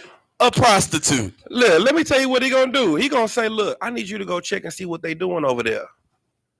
I'm gonna send you over there as a chess piece, as a chess move. So you can tell me what they got going on, and you come back and report to me and tell me, yeah, they planning on going to war with you at the nighttime. Okay, I appreciate it. We're gonna be waiting on them. You are just going over there to sleep with him just so you can get information. You're a prostitute. We don't have prostitutes in our nations. Not at all. We got princesses. Our princesses, the scriptures say that the earth is that their feet so delicate that they can't even touch the heart of the ground. Do you know what that means? That means in the kingdom, you're gonna be getting carried around. Like if you got a blister on your heel, somebody's ass is getting whooped. Get a Lord a hand. That's how he made it. I ain't even say that. You understand? You are a princess. You're not a queen. You're not a prostitute. You're not a whore. Go ahead. Precept, sir. Go ahead. The book of Deuteronomy, chapter 23, verse 17. There shall be no whore of the daughters of Israel. The Lord don't want no bad bees. The Lord don't want no, I can do bad by myself. I'm out here get my paper. All that. The Lord don't want no strippers. The Lord don't want that. You want that. The white man want that. You following after them, so that's why you live it. But the Lord don't want that. Go ahead. Nor a sodomite. What's a sodomite? Homosexual. Homosexual. The Lord said, I don't want no hoes or no sexuals. As what? Keep reading. Khan. Of the sons of Israel. In my people. I don't want no homosexual men, and I don't want no women that's loose. Not in my nation. Like if you a king, you want your kids to be prestigious. You want them to be, reverence with honor. You want them to have high dignity and class. You don't want them to be Cersei. What's her name? Cersei off Game of Thrones. Yeah, she's a thought. She's even with her brother. She out there. She out of there. We can't have that in our nation. She's most definitely a queen on Game of Thrones. Yeah, she's a queen. Go ahead. That he just read? Read that. Deuteronomy chapter 23, verse 17. Anybody got any more questions? Have we got any questions online before we end this class? Hope I ain't skip nobody. I don't see none on the Facebook. Anything on the tube? If not, I'm gonna pass the class over to Precinct Officer DeWarriala. Give him a hand.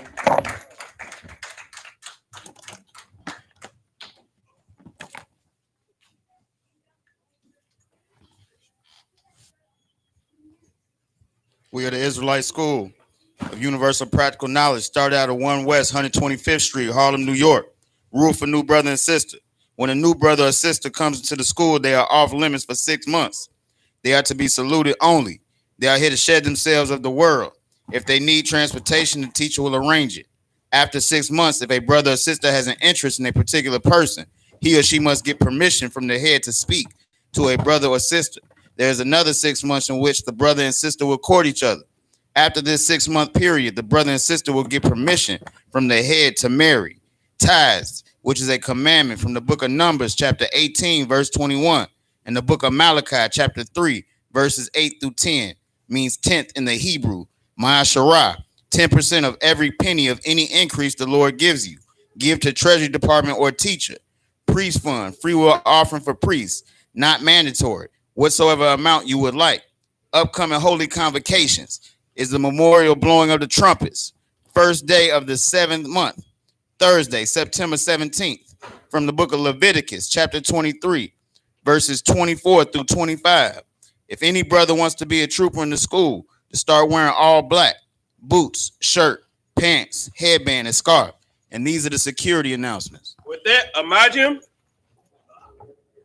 Saul gonna turn and face the east. Say the Lord's Prayer in the Hebrew. Abanawa.